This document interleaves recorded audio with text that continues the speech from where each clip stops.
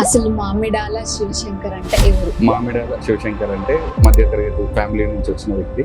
నేను స్టార్ట్ అయింది 1250 rupees job తోటి. హాస్పిటల్కి వెళ్ళినప్పుడు మీరు పేమెంట్లు కట్టే వాళ్ళని చూడండి, క్యాష్ లో పేమెంట్స్ కడుతుంటారు, ఓకే కార్డ్ తీసి కడుతుంటారు, ఫ్రెండ్స్ కార్డ్ తీసి కడుతుంటారు, అప్పులు చేసి కడుతుంటారు, గోల్డ్ గిరిబెట్టి కడుతుంటారు. అదే ప్లేస్ లో ఇన్సూరెన్స్ కార్డ్ తోటి ట్రీట్మెంట్ తీసుకునే వాళ్ళని చూడండి. వాళ్ళకి separate single private AC room ఉంటుంది. వాళ్ళ ట్రీట్మెంట్ డిఫరెంట్ ఉంటుంది, వీళ్ళ టెన్షన్ డిఫరెంట్ ఉంటుంది, వీళ్ళ కంఫర్ట్ వీళ్ళది ఉంటుంది. ఇన్సూరెన్స్ లో టైప్స్ చెప్పారు మీరు, ఇవి కాకుండా ఇంకెన్ని ఉన్నాయి? Health insurance, general liability insurance, workmen compensation, group accidental insurance, travel insurance, families కి ఉపయోగపడే 1500 పర్ మంత్ ఊరికే ఎగరగొట్టేస్తారు డబ్బులు. అవి ఆ 10 నెలలు ఆ డబ్బుల్ని వీళ్ళు ఇన్సూరెన్స్ కి కనుక ఉపయోగించుకుంటే, అందరు ఏం చేస్తారంటే ఇన్సూరెన్స్ కంపెనీలు చెడ్డవి, ఇన్సూరెన్స్ కంపెనీలు మంచివి కావు, మనకే ప్రాబ్లమ్స్ ఉన్నాయి, ఏజెంట్ సరిగ్గా అడుగుతున్నారు లేదా, మన బాధ్యతగా మనం చెప్పాలి. సో మనం జనరల్ గా చెకప్ చేయించుకోవాలంటే ఇన్సూరెన్స్ లేనప్పుడు 1500 అయితే 2000 అయితే ఎందుకులే అనేసి జనరల్ చేయించుకోరు, అండ్ వాళ్ళ ప్రాబ్లమ్స్ అనేది పెరుగుతూనే ఉంటుంది. అదే ఇన్సూరెన్స్ లో మనం ఆప్షన్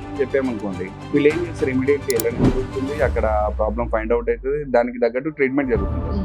లైక్ చాలా మంది అనుకుంటారు, ఇప్పుడు నేను హెల్తీగానే ఉన్నాను కదా, ఇప్పుడు అవసరమా ఇన్సూరెన్స్? సో దాన్ని ఎలా చెప్తారు?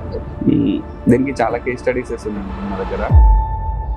ఒక ఇన్సూరెన్స్ ఏజెంట్ ఎట్లా చూస్తారంటే, ఏదో అప్పులోని చూసినట్టు చూస్తారు. ఒక ఇన్సూరెన్స్ ఏజెంట్ వస్తున్నాడు, అమ్మా ఇడు వచ్చిండ్రా బాబు, ఇన్సూరెన్స్ గురించే మాట్లాడతాడు, ఇంకోటి మాట్లాడు. దాని ఇంపార్టెన్స్ ఎంత అని తెలిసినప్పుడు, లైక్ ఒక 2 years తర్వాత కవర్ అయ్యి ఎలిమెంట్స్, కిడ్నీలో స్టోన్ వచ్చింది అనుకోండి 2 years వరకు ఇవ్వం, గ్యాల్ బ్లాడర్ లో స్టోన్ వచ్చింది అనుకోండి 2 years వరకు ఇవ్వం, నీ రీప్లేస్మెంట్ చేయాలి 4 years వరకు ఇవ్వం. యాక్సిడెంట్ అయిన వ్యక్తికి లేదా హాస్పిటల్లో ట్రీట్మెంట్ తీసుకున్న వ్యక్తికి 3 నెలల వరకు ఏ ఇన్సూరెన్స్ కంపెనీ ఇవ్వదు. ఒకసారి నాకు ఫోన్ చేసి, నేను సో అండ్ సో కంపెనీస్ నుంచి చాలా వరకు ట్రై చేసిన, చాలా ఫెడప్ అయిపోయి ఉన్నా. ఆ కేసు ఎట్లాంటిదంటే, ఆ పర్సన్ కి ఒకటే లాంటిది. ఈ జనరేషన్ చూసారు కదా, లైక్ అందరూ ఫుల్ స్మోకింగ్ అది ఉంటుంది, వాళ్ళ పార్ట్ లో ఎలా రోల్ ప్లే చేస్తుంది insurance? Smoking and drinking are injurious to health. హెల్తే కాదు, హెల్త్ ఇన్సూరెన్స్ కూడా. Hi sir, hello, thanks for visiting our podcast. Okay, అసలు మామిడాల శివశంకర్ అంటే ఎవరు? మీ గురించి కొంచెం ఇంట్రో చెప్పండి. మీ పేరు? కావ్య. ఓకే, కావ్య గారు. హలో అండి. మామిడాల శివశంకర్ అంటే సామాన్యమైన వ్యక్తి, అందరిలాగే మధ్యతరగతి ఫ్యామిలీ నుంచి వచ్చిన వ్యక్తి. అదే స్టేజ్ లో ఉన్నాం అనుకోండి. బట్ నేను స్టార్ట్ అయింది 1250 రూపీస్ జాబ్ తోటి. సో ఆఫ్టర్ మై 10th అయిన తర్వాత ఐటీఐ తర్వాత మళ్ళీ డిగ్రీకి అప్లై చేసి తర్వాత జాబ్ చేయడం స్టార్ట్ అయింది. 1250 రూపీస్ తోటి జాబ్ లో స్టార్ట్ అయ్యాను. అండ్ దెన్ అక్కడ నుంచి మెడికల్ డిస్ట్రిబ్యూషన్ కంపెనీలో జాబ్ చేయడం స్టార్ట్ అయింది 2003 నుంచి. అక్కడ నుంచి మొదలుపెట్టి ఆ ఇయర్ లోనే దాదాపుగా నాకు 3 times ఇంక్రిమెంట్ ఇవ్వడం జరిగింది. Because of my work and my dedication 3 times increment వచ్చింది. అండ్ దెన్ నెక్స్ట్ వేరే ఒక రూట్, అంటే మెడికల్ లో మాకు ఏంటంటే డిస్ట్రిబ్యూషన్ అప్పుడు కొన్ని రూట్స్ ఉంటాయి అన్నమాట, అట్లాంటివి మాకు అప్పై ఇవ్వడం జరిగింది. దాని తర్వాత మళ్ళీ కొన్ని రోజుల తర్వాత ఇంకొక బిజినెస్ స్టార్ట్ చేయడం, ఆఫ్టర్ 4-5 years తర్వాత ఇంకో బిజినెస్, అంటే సేమ్ మెడికల్ బిజినెస్ స్టార్ట్ చేసాం. బట్ అనుకోకుండా అనుకున్నంత రిటర్న్స్ రాకపోవడం వల్ల అది బిజినెస్ క్లోజ్ చేసి మళ్ళీ జాబ్ చేయడం జరిగింది. అక్కడ I have started from 10,000 rupees. అప్పటికి నా సాలరీ 10,000 అయింది. మీన్ 2008. 2008 లో 10,000 స్టార్ట్ అయింది. అక్కడ నుంచి ఎవ్రీ ఇయర్ నా started as a computer operator.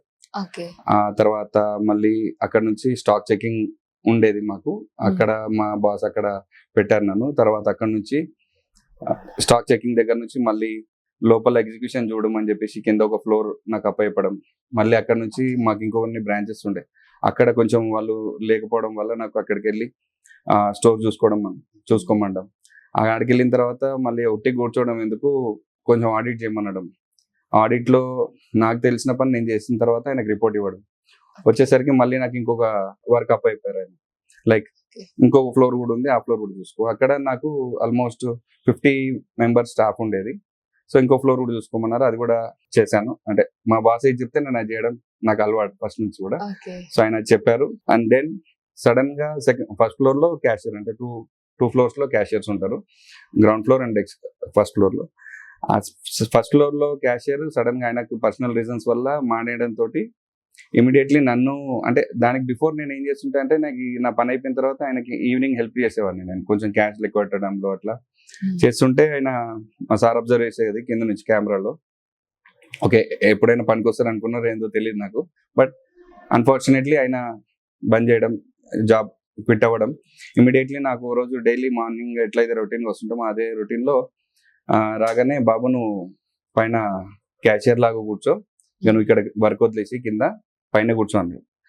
ఇదేం సార్ నాకు సడన్ గా అంటే, లేదు నేను వస్తున్న పద అని చెప్పేసి ఆ డే అంతా కూర్చొని నా క్యాష్ ఎట్లా రాయాలి, డినామినేషన్ ప్రతిదీ ఆయన కూర్చొని దగ్గర నేర్పించారు.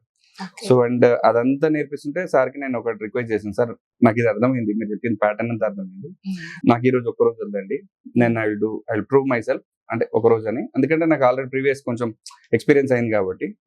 చెప్పేసరికి ఆయన ఆ రోజు ఓకే అన్నారు. అండ్ అలవాటైన పని కాబట్టి ఆ రోజు అంతా చేసి లాస్ట్కి ఆయనకి టాలీ చేసి ఇచ్చాను, సిస్టంలో అమౌంట్ అండ్ క్యాష్ టాలీ చేసి ఇచ్చేసరికి ఆయన జస్ట్ ఏం మాట్లాడలేదంటే, ఎప్పుడు పొగడాడు, ఎప్పుడు పొగడు, అస్సలు పొగడే మనిషి కాదు, ఎందుకంటే పొగిడితే చెడిపోతారు పిల్లలు. మన తల్లిదండ్రి మనల్ని పొగిడితే మనం చెడిపోతామని పొగడరు ఎవరు, బేసిక్ గా fathers. So I feel like him like my big daddy, like that, ఆ టైప్ లో అనుకుంటుంటే నేను. ఆయన ఏమన్నారంటే సింపుల్ గా లేచి నిల్చున్నారు, నేను లేచి నిల్చున్నాను, షేక్ హ్యాండ్ ఇచ్చారు, కంగ్రాచులేషన్స్, నువ్వు ఫిక్స్ అయిపోయి ఇక్కడ అని చెప్పేసి.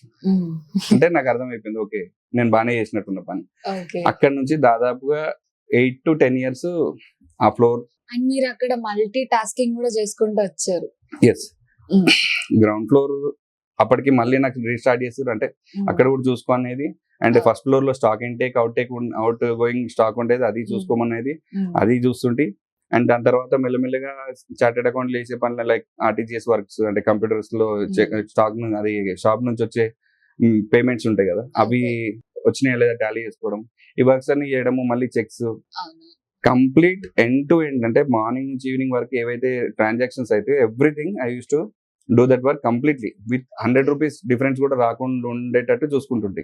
ఒక 100 rupees వచ్చినా కూడా నేను అక్కడే కూర్చుంటుంటే, అంటే అది నేను చేయను ఇంకా, అంటే వదిలి వెళ్ళిపోతే మళ్ళీ నాకు ఈరోజు 100 rupees, రేపు 200 అవుతుంది, రేపు 300 అవుతుంది, తర్వాత మెల్లమెల్లగా ఎక్కువ అవుతుంది అమౌంట్. తర్వాత నాకు 100 rupees కానీ వదిలేస్తారేమో, తెల్లారి అది 400-500కి వెళ్ళిపోయినప్పుడు వాళ్ళకి ఎంతో కొంత వాళ్ళకి ఒక అది మంచిది కాదు, అంటే ఆ ప్రాక్టీసే మంచిది కాదు. సో దట్ నేనేం చేస్తుంటా అంటే ఎక్కడ ప్రాబ్లం వచ్చింది అనేది కంప్లీట్ గా అక్కడ కూర్చొని నైట్, మీరు నమ్మరు, ఒక్కోసారి 1-2 అవుతుండే. మా బాస్ కింద అక్కడ కూర్చొని ఆర్డర్స్ పెట్టుకునేది, అయినా కూడా ఫోన్ చేసేది, ఏమైంది అయిపోయిందా, లేదు సార్ కొంచెం టాలీ అవ్వట్లేదు, ఓకే చేసుకో, అయినా వర్క్ కూడా అవుతుంది కదా అని. ఒక్కోసారి నన్ను తిట్టేది, నీ వల్ల నా ఆరోగ్యం పాడైతుంది సార్, మీరు టైం అయిపోతే వెళ్ళిపోండి, కాకపోతే నాకు అకౌంట్ చేసుకొని నేను వస్తాను సార్, లేకుంటే నాకు బ్యాడ్ నేమ్ వస్తుంది ఫ్యూచర్ లో. అంటే ఆయన అట్లనే నమ్మిండ్రు. అండ్ ఆయన ఏంటంటే ఒక పొలిటికల్ లీడర్ అనమాట, ఒక నియోజకవర్గానికి ఆయన కంటెస్టెడ్ ఎమ్మెల్యే.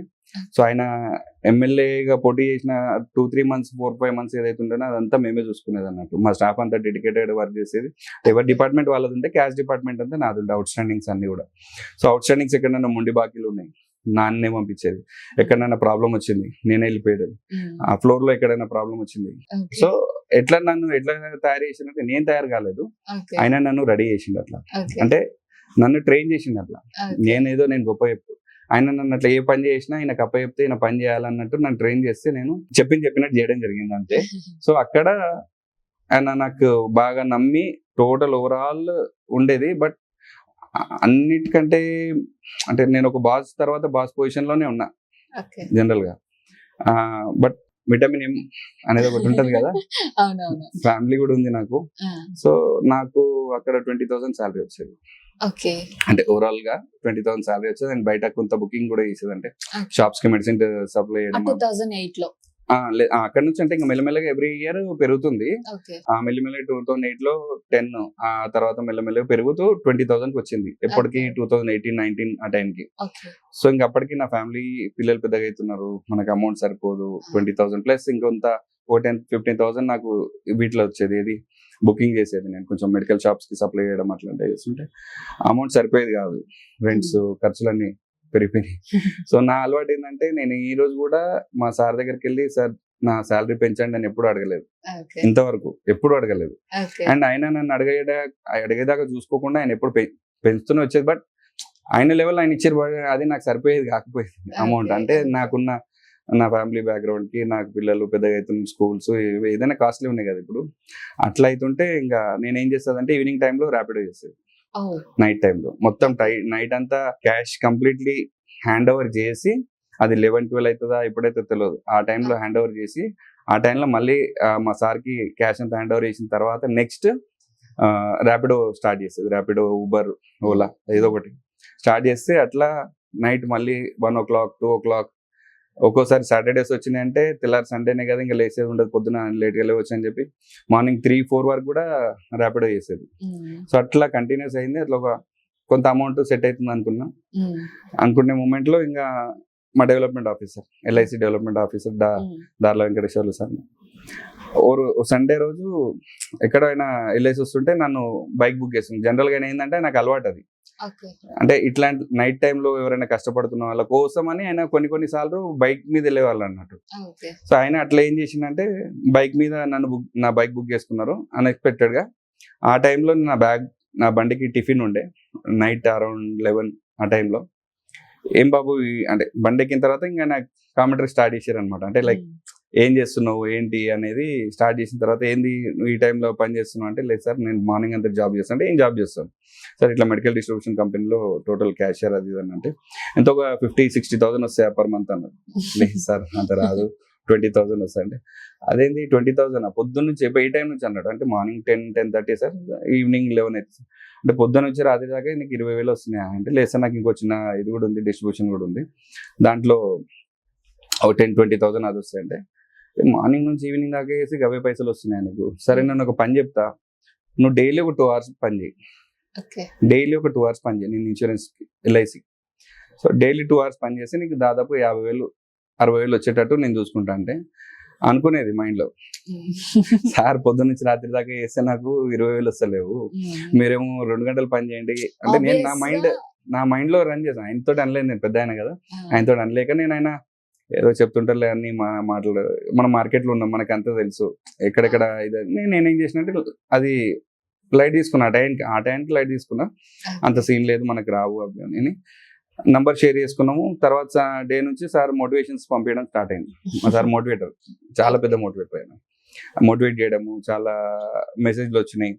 అప్పుడే ఫస్ట్ వేవ్ కరోనా అయిపోయింది, వేవ్ అయిపోయిన తర్వాత ఇంకా అప్పుడే బిజినెస్ స్టార్ట్ అవుతున్నాయి. బట్ మా బిజినెస్ అన్ని తగ్గిపోయినాయి.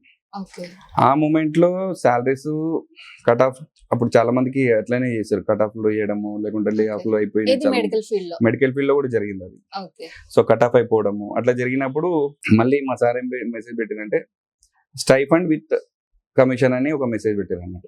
అదేదో ఇంట్రెస్టింగ్ ఉండే, స్టైఫండ్ ఒక 7,000 ప్లస్ కమిషన్ కూడా వస్తుంది కదా, చూద్దామని చెప్పేసి ఒకసారికి కాల్ చేసి, సార్ నేను మీరు చెప్పింది బాగానే ఉంది, నేను వస్తాను ఇన్సూరెన్స్ లో. అక్కడ నుంచి 2020 మేము కలిసింది 2020 లో 19 లో, బట్ అది వర్కౌట్ అయింది 2020 నవంబర్ లో. అంత టైం పట్టింది. అంటే నేను ఇమీడియట్లీ కన్విన్స్ అవ్వలేదు, కొంచెం టైం తీసుకున్నాను. ఎందుకంటే నాకు కంప్లీట్ ట్రాన్స్ఫార్మింగ్ కదా, అంటే ఈ బిజినెస్ వేరే, ఈ బిజినెస్ వేరే. సో నేను అందులోకి వెళ్ళిపోయిన తర్వాత నేను ఇంకా మా ఫ్యామిలీని కూడా సరిగ్గా పట్టించుకోకపోతుంటే, నేను మెడికల్ ఫీల్డ్ లో ఉన్నప్పుడు. అటువంటిది ఇవన్నీ ఇక్కడ మనం వింటామని చెప్పేసి నేను టైం పట్టింది. బట్ ఆ క్రైసిస్ లో ఈయన పెట్టిన మెసేజ్ ఒకటి నన్ను మోటివేట్ చేసింది.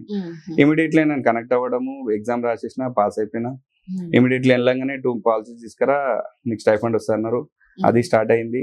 నెమ్మదిగా ఏమైపోయిందంటే మేడం, ఇక్కడ వచ్చే శాలరీ కంటే ఇక్కడ వచ్చే కమిషన్ లో కొంచెం ఎందుకో ఎనర్జీగా అనిపించింది. సో అండ్ అక్కడ నుంచి నా వే ఆఫ్ థింకింగ్ చేంజ్ అయింది. ఓకే ఇదేదో బానే ఉంది కదా అన్నట్టు ఒక 1 year అట్లనే జరిగింది.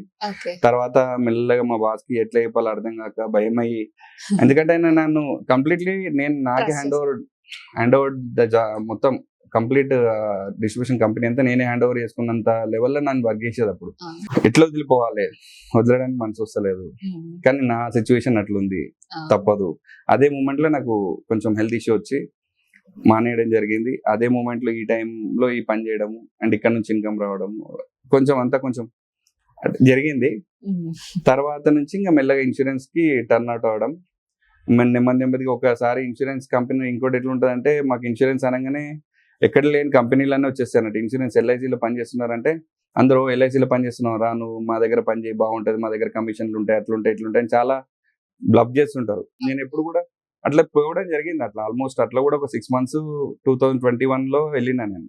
21లో నేను అట్లా కూడా వెళ్ళి అక్కడ దెబ్బలు తిని, అంటే అక్కడ సరిగ్గా మనకు వాళ్ళు చెప్పిన మాటలు కరెక్ట్ కాక మళ్ళీ కేమ్ బ్యాక్ టు మళ్ళీ ఎల్ఐసి. మెడికల్కి వెళ్ళలేదు, ఇంకా మెడికల్ జాబ్ క్లోజ్డ్. ఇంకా అప్పటికి 2021 కూడా అప్పటికి వెళ్దామన్న ఆలోచన ఉండే, బట్ ఎక్కడనో నా లైఫ్ ఇక్కడ టర్న్ అవుతుందేమో అనేది అనిపించింది.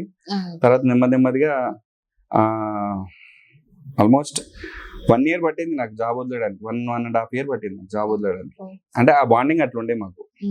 జాబ్ కి నాకు ఆల్మోస్ట్ 20 years కదా, ఆ బాండింగ్ అట్లా ఉండింది. So I couldn't left the job. ఇంకా అది మెల్లమెల్లగా 1.5 year తర్వాత టోటల్ గా ఓకే ఐఎమ్ క్విట్ అనుకొని అప్పుడు స్టార్ట్ చేయడం జరిగింది. దెన్ బికమ్ 22 నుంచి ఫుల్ ఫ్లెడ్జ్ గా 2020 నుంచి 22 after July, after half year అయిపోయిన తర్వాత 22 ఆఫ్టర్ తర్వాత ఇది స్టార్ట్ అవడం ఇన్సూరెన్స్ లో. నెమ్మదిగా ఓన్లీ లైఫ్ ఇన్సూరెన్స్ చేస్తూ వెళ్ళిన. అందులో మా బాస్ అంటే మా డెవలప్మెంట్ ఆఫీసర్ గారు, ఆయన ట్రైనింగ్స్, ఆయన మోటివేషన్స్ అన్ని కొంచెం బాగా ఇంపాక్ట్ చూపించినాయి మాకు. ఓకే లైఫ్ ఇది కాదు, నేను ఇప్పటిదాకా ఉన్నది ఇది కాదు, ఇంకొక లైఫ్ ఉంది నాకు. సో ప్రపంచం చాలా పెద్ద ఉంది, చాలా పెద్ద ఉంది ప్రపంచం. అంటే ఒక సంపాదనలో కాదండి, అంటే మనం చూడని లైఫ్స్. మనం ఎంత మెడికల్ లో పనిచేసినా గానీ మనం ఓన్లీ మందులు ఇస్తున్నాం, అక్కడ బిజినెస్ చేస్తున్నాం. ఈ మందులు ఎవరు వాడుతున్నారు, ఎట్లాంటి వాళ్ళు వాడుతున్నారు అనేది మనకు తెలియదు. ఎప్పుడైతే నేను ఇన్సూరెన్స్ లోకి వచ్చిన తర్వాత, లైఫ్ ఇన్సూరెన్స్ ఫస్ట్ నా జాబ్ అయినా, నెమ్మదిగా ఏమైందంటే హెల్త్ ఇన్సూరెన్స్ కూడా స్టార్ట్ చేసిన. హెల్త్ ఇన్సూరెన్స్ స్టార్ట్ చేసిన తర్వాత ఇది ఇంకా పెద్ద మార్కెట్ ఉంది. లైఫ్ ఇన్సూరెన్స్ ఇస్ పెద్ద సముద్రం, అంటే హెల్త్ ఇన్సూరెన్స్ కూడా పెద్ద సముద్రం. అంటే టోటల్ ఓవరాల్ గా చూసుకుంటే చాలా పెద్ద సముద్రం ఇది. ఇక్కడ ప్రాబ్లమ్స్ ఎక్కడ కనిపిస్తాయి అంటే మనకి హాస్పిటల్స్కి వెళ్ళినప్పుడు కనిపిస్తాయి లైవ్ ప్రాబ్లమ్స్. మనం ఎప్పుడైనా హాస్పిటల్కి వెళ్ళినప్పుడు మీరు పేమెంట్లు కట్టే వాళ్ళని చూడండి, క్యాష్ లో పేమెంట్స్ కడుతుంటారు, కార్డ్స్ తీసి కడుతుంటారు, ఫ్రెండ్స్ కార్డ్ తీసి కడుతుంటారు, అప్పులు చేసి కడుతుంటారు, గోల్డ్ గిరిపెట్టి కడుతుంటారు. వాళ్ళ బాధ చూసినప్పుడు లిటరల్లీ ఎంత బాధ అనిపిస్తుంది అంటే, అక్కడ మనం అసలు ఎవరైనా ఇన్సూరెన్స్ నాకు ఒక్కోసారి కోపం ఎట్లా వస్తుంది అంటే, ఎవరైనా ఇన్సూరెన్స్ కట్టాను అంటే గల్ల పట్టుకుని గుంజుకొచ్చి 1 గంట సేపు హాస్పిటల్లో కూర్చోబెట్టాలనిపిస్తుంది నిజంగా. ఎందుకంటే నువ్వు నీ గురించి చూసుకుంటున్నావు, బట్ రేపు నువ్వే హాస్పిటల్ పడ్డప్పుడు, నీ పరిస్థితి ఏందనేది నువ్వు చూడవు. ఎందుకంటే నువ్వు బెడ్ మీద ఉంటావు, ఓన్లీ పడిపోయి ఉంటావు కింద. కానీ నీ తర్వాత చూసుకోవాల్సింది ఫ్యామిలీ మెంబర్స్. వాళ్ళకి ఏది తెలియదు. వాళ్ళకి ఉన్న సోర్స్ ఏంటంటే ఉన్న గోల్డ్ అమ్మడము, లేకుంటే ఎవరి దగ్గరికి వెళ్ళి అప్పు తీసుకురావడము, ఇంతే తప్ప. అప్పుడు ఫ్యామిలీ మెంబర్స్ 100లో ఎవరో ఒకరు హెల్ప్ చేస్తారేమో కానీ చాలా వరకు ముఖం చాటేయడానికి ట్రై చేస్తారు. చాలా వరకు ఇదే జరుగుతుంది. అండ్ అదే ప్లేస్ లో, అదే హాస్పిటల్లో ఇన్సూరెన్స్ కార్డ్ తోటి ట్రీట్మెంట్ తీసుకునే వాళ్ళని చూడండి. వాళ్ళు లావిష్ గా హ్యాపీగా ఒక రూమ్ లో, వాళ్ళకి సెపరేట్ రూమ్ ఉంటది, సింగిల్ ప్రైవేట్ ఏసీ రూమ్ ఉంటది. వాళ్ళ ట్రీట్మెంట్ డిఫరెంట్ గా ఉంటది, వీళ్ళ టెన్షన్ డిఫరెంట్ గా ఉంటది, వీళ్ళ కంఫర్ట్ వీళ్ళది ఉంటది. సో ఇక్కడ డిఫరెన్స్ చూసిన అనమాట నేను. సార్ మీరు ఇన్సూరెన్స్ అన్నారు కదా, సో ఇన్సూరెన్స్ లో టైప్స్ చెప్పారు మీరు, లైఫ్ ఇన్సూరెన్స్ అని, హెల్త్ ఇన్సూరెన్స్, ఇవి కాకుండా ఇంకెన్ని ఉన్నాయి లైక్ టైప్స్? యాక్చువల్లీ పెద్ద సబ్జెక్ట్ మేడం, మనకు ఒక 1 నెల రోజులు పడుతుంది పాడ్కాస్ట్ చేయాలంటే. నిజంగా ఒక 1 నెల రోజులు పడుతుంది పాడ్కాస్ట్. ఈ లైఫ్ ఇన్సూరెన్స్ దీంట్లో పలు రకాలు, మళ్ళీ life insurance, term insurance. So రెండుకి లైఫ్ కి సంబంధించినవి. ఇది కాకుండా నాన్ లైఫ్ ఇన్సూరెన్సెస్ ఉంటాయి. లైక్ హెల్త్ ఇన్సూరెన్స్ ఉంటది, జనరల్ ఇన్సూరెన్స్ ఉంటది. హెల్త్ ఇన్సూరెన్స్ లో హెల్త్ ఇన్సూరెన్స్ అనేది ఏమో stand alone companies only health insurance మాత్రమే చేస్తుంటాయి. జనరల్ ఇన్సూరెన్స్ కంపెనీస్ ఏం చేస్తాయంటే, జనరల్ ఇన్సూరెన్స్ కంపెనీస్ లో హెల్త్ ఇన్సూరెన్స్ తో పాటు health insurance, general liability insurance, workmen compensation and group accidental insurance, travel insurance, ఇట్లా ఒక చాలా టైప్స్ ఆఫ్ ఇన్సూరెన్సెస్ ఉంటాయి అనమాట. బేసిక్ గా మనకి ఓన్లీ ఫ్యామిలీస్ కి ఉపయోగపడేది health insurance, family insurance, individual insurance. అంటే ఒకరికి కావాలంటే ఒకరు తీసుకోవచ్చు, ఫ్యామిలీ ఫ్లోటర్ కావాలంటే ఫ్యామిలీ ఫ్లోటర్ తీసుకోవచ్చు. సో చాలా మంది ఏమనుకుంటారంటే ఇన్సూరెన్స్ అనేది ఒక ఆప్షన్ లా మిత్ ఉండిపోద్ది. సో మీరు అది ఎలా చెప్తారు? ఒక టైంలో ఉండేది మేడం. ఓకే. ఎప్పటి వరకు అంటే పీపుల్ ఫిక్స్ అయిపోతారు. లైక్ ఇన్సూరెన్స్ అంటే ఒక పర్టికులర్ పోర్షన్ వరకే, ఒకరికే, అంటే రిచ్ ఉన్న వాళ్ళకి, మాకు కాదు అని ఫీల్ అవుతూ ఉంటారు. యాక్చువల్గా ఇన్సూరెన్స్ కావాల్సింది పూర్ పీపుల్ కే మనం. ఓకే. ఎందుకంటే డబ్బులు వాళ్ళ దగ్గర ఉండవు. వాళ్ళు కట్టే ప్రీమియము అంటే ఒక చిన్న సైజ్ సమ్ ఇన్సూర్డ్ తీసుకుంటే లైక్ 5 lakhs సమ్ ఇన్సూర్డ్ తీసుకుంటే వాళ్ళకి హార్డ్లీ వచ్చేది 10 to 15,000. అంటే it's like 100,000 to 1,500 per month. అవును. ఊరికేనే ఎగరగొట్టేస్తారు డబ్బులు అది ఆ 1500. ఆ డబ్బుల్ని వీళ్ళు ఇన్సూరెన్స్ కి కనుక ఉపయోగించుకుంటే వీళ్ళు ఎంత కడతారు మేడం? పర్ యానం 15,000 ఒక ఫ్యామిలీకి, చిన్న ఫ్యామిలీకి అనుకుంటే. యానం కట్టుకోవచ్చా లేదు అంటే monthly per month? Monthly options కూడా ఉన్నాయండి. మంత్లీ ఆప్షన్స్ కూడా ఉన్నాయి. 3 months ఒకసారి కట్టుకోవచ్చు, 6 months ఒకసారి కట్టుకోవచ్చు. బేస్డ్ ఆన్ వాళ్ళు తీసుకునే కంపెనీని బట్టి, వాళ్ళ క్రైటీరియాని బట్టి. ఇన్సూరెన్స్ అనేది పూర్ పీపుల్ కి చాలా important. And poor middle class, lower middle class people కి చాలా ఇంపార్టెంట్. ఎందుకు ఇంపార్టెంట్ అంటే వాళ్ళ ఫ్యామిలీస్ లోనే హెల్త్ ఇష్యూస్ చాలా ఉంటాయి. లైక్ న్యూట్రిషన్ రిలేటెడ్ కావచ్చు, డయాబెటీస్ రిలేటెడ్ కావచ్చు. ఎందుకంటే ఫ్యామిలీ ప్రాబ్లమ్స్ వచ్చినప్పుడు వాళ్ళు జనరల్ గా పట్టించుకోకుండా ఉంటారు కొంతమంది. బట్ అదే విషయం ఒక ఇన్సూరెన్స్ ఉంటే, ఒక వాళ్ళకి ఒక ఇన్సూరెన్స్ ఉంటే దాంట్లో మనం ఇచ్చే ఫెసిలిటీస్ లో వీళ్ళు ఏం చేస్తారంటే హాస్పిటల్కి వెళ్ళి చెకప్ చేయించుకుంటారు. సో ఇది ఒక అడ్వాంటేజ్ ఉంటుంది. సో మనం జనరల్ గా చెకప్ చేయించుకోవాలంటే ఇన్సూరెన్స్ లేనప్పుడు చెకప్ చేయించుకోవాలంటే వెళ్ళాలి, 1,500 అవుతుంది, 2,000 అవుతుంది, ఎందుకులే అనేసి జనరల్ గా చేయించుకోరు. అండ్ వాళ్ళ ప్రాబ్లమ్స్ అనేది పెరుగుతూనే ఉంటాయి. ఇక్కడ 2,000 పెట్టే బదులు ఇంకా వేరే. అదే ఇన్సూరెన్స్ లో మనం ఈ ఆప్షన్ ఉందని చెప్పామనుకోండి, వీళ్ళు ఏం చేస్తారు, ఇమీడియట్లీ వెళ్ళడం జరుగుతుంది, అక్కడ ప్రాబ్లం ఫైండ్ అవుట్ అవుతుంది, దానికి తగ్గట్టు ట్రీట్మెంట్ జరుగుతుంటది. సో ఈ డిఫరెన్సెస్ ఏమైతే అంటే డబ్బున్న వాళ్ళకి ఇన్సూరెన్స్ కాదు, వాళ్ళు ఏం చేస్తారంటే డబ్బున్న వాళ్ళు ఇంకా ఎక్కువ ఇన్సూరెన్స్ తీసుకుంటారు. మీకు ఒక ఎగ్జాంపుల్ చెప్తాను. మాకు తెలిసిన ఆయన ఒక ఆయన, ఆయనకు దాదాపు ఒక 100 crores ప్లస్ కంపెనీ ఉంది. ఆయనకి 100 crores కంపెనీ ఉంది. వాళ్ళ ఫ్యామిలీకి నేనే ఇన్సూరెన్స్ ఇచ్చాను. వాళ్ళ వైఫ్ కి, వాళ్ళ మదర్ ఇన్ లా కి, అందరికి నేనే ఇన్సూరెన్స్ ఇచ్చాను. ఆయనకు కూడా ఇవ్వాల్సింది ఇన్సూరెన్స్, కానీ ఇవ్వలేకపోయినాం.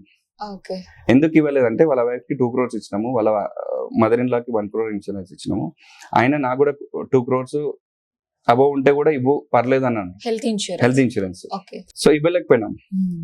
రీజన్ ఆయనకి మల్టిపుల్ హెల్త్ ఇష్యూస్ ఉన్నాయి. హార్ట్ లో స్టంట్స్ ఉన్నాయి. ఈ హెల్త్ ఇష్యూస్ ఎగ్జిస్టింగ్ డిసీజెస్ కి ఇవ్వలేమని కాదండి, ఎగ్జిస్టింగ్ కి ఇవ్వచ్చు, కానీ కొన్ని రిలేటెడ్ ఉంటాయి. అంటే వాళ్ళకి ఒక లిమిట్ వరకు ఇవ్వగలుగుతాం, లైక్ 15 lakhs వరకు ఇవ్వగలుగుతాం.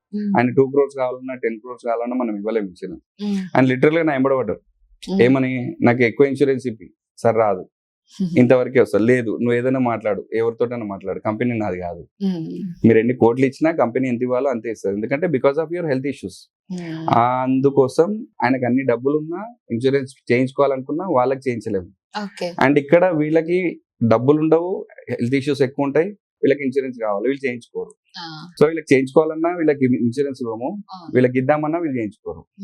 సో అదొక ప్రాబ్లం ఉంది. ఇప్పుడు మనం హెల్త్ ఇన్సూరెన్స్ గురించి మాట్లాడుతున్నాం కదా, సో చాలా టైప్స్ ఉన్నాయని చెప్పారు నార్మల్ గా ఇన్సూరెన్స్. సో బేసిక్ గా హెల్త్ ఇన్సూరెన్స్ లో ఎన్ని టైప్స్ ఉన్నాయి సార్? హెల్త్ ఇన్సూరెన్స్ లోనే బైఫర్గేట్ చేస్తాం మేడం. సో దాంట్లో మెటర్నిటీ ఇన్సూరెన్స్ అంటారు, గ్రూప్ హెల్త్ ఇన్సూరెన్స్ అంటారు. హెల్త్ ఇన్సూరెన్స్ లో ఇంకొక ప్యాకేజ్ ఇస్తాం, అంటే లైక్ ఇంకొక యాడ్ ఆన్ ఇస్తాం, యాక్సిడెంటల్ డెత్ ఇన్సూరెన్స్ అని చెప్పేసి. అది సెపరేట్ కాదా? యాక్సిడెంట్ లైక్ కొన్ని కంపెనీస్ ఏమో ఇంక్లూడ్ చేసి ఇస్తాయి, కొన్ని కంపెనీస్ ఏం చేస్తాయి అంటే యాక్సిడెంటల్ డెత్ ని కూడా ఇంక్లూడ్ చేసి ఇస్తాయి. జనరల్ గా హెల్త్ ఇన్సూరెన్స్ లో డెత్ కి ఇన్సూరెన్స్ ఉండదు, డెత్ అనే దానికి ఇన్సూరెన్స్ ఉండదు. ఒకవేళ తను యాక్సిడెంట్ అయ్యి చనిపోతే ట్రీట్మెంట్ వరకు మాత్రమే డబ్బులు వస్తాయి, కానీ చనిపోయినందుకు డబ్బులు రావు. Like life insurance. Health insurance లో ఓన్లీ హెల్త్ వరకే పనిచేస్తుంది అనమాట. హాస్పిటలైజ్డ్ అయినప్పుడు కానీ, లేకుంటే ఇంకేదైనా ట్రీట్మెంట్ తీసుకుంటే తప్ప మిగతా దానికి వర్తించదు. డెత్ కి కొన్ని కంపెనీస్ ఏం చేస్తాయి, యాక్సిడెంటల్ గా చనిపోయింది అతను. సో యాక్సిడెంటల్ గా చనిపోయినప్పుడు ఏమవుతుందంటే, యాక్సిడెంటల్ గా కొన్ని రోజులు సఫర్ అవుతూ హాస్పిటల్లో అది ఉన్నంతసేపు హెల్త్ ఇన్సూరెన్స్ పనిచేస్తుంది. తర్వాత చనిపోయినప్పుడు యాక్సిడెంటల్ డెత్ అయింది కాబట్టి దాన్ని కూడా ఇన్సూరెన్స్ కవర్ అవుతుంది అనమాట. యాక్సిడెంటల్ గా చనిపోయింది కాబట్టి దాన్ని కూడా ఇస్తారు, క్లెయిమ్ ఇవ్వచ్చు. ఇంకా దీంట్లో మెటర్నిటీ ఇన్సూరెన్స్ అంటాము, అంటే దీంట్లోనే మెటర్నిటీ ఇన్సూరెన్స్ అంటాము. లైక్ గ్రూప్ హెల్త్ ఇన్సూరెన్స్ అంటాం కదా. గ్రూప్ హెల్త్ ఇన్సూరెన్స్ అంటే కార్పొరేట్ కంపెనీస్ ఇస్తాయి. అబౌవ్ 15 people ఉన్న వాళ్ళకి కార్పొరేట్ ఇన్సూరెన్స్ లు వర్తిస్తాయి. అంటే అబౌవ్ 15 ఎంప్లాయీస్ ఉండాలి. సో లైక్ ఆర్గనైజేషన్ కి ఒక 15 members ఎంప్లాయీస్ ఉంటే వాళ్ళకి అది ఎలిజిబుల్ అవుతుంది అనమాట.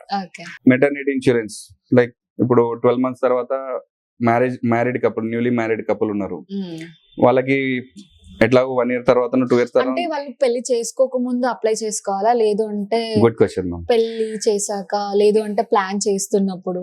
Exactly, good question.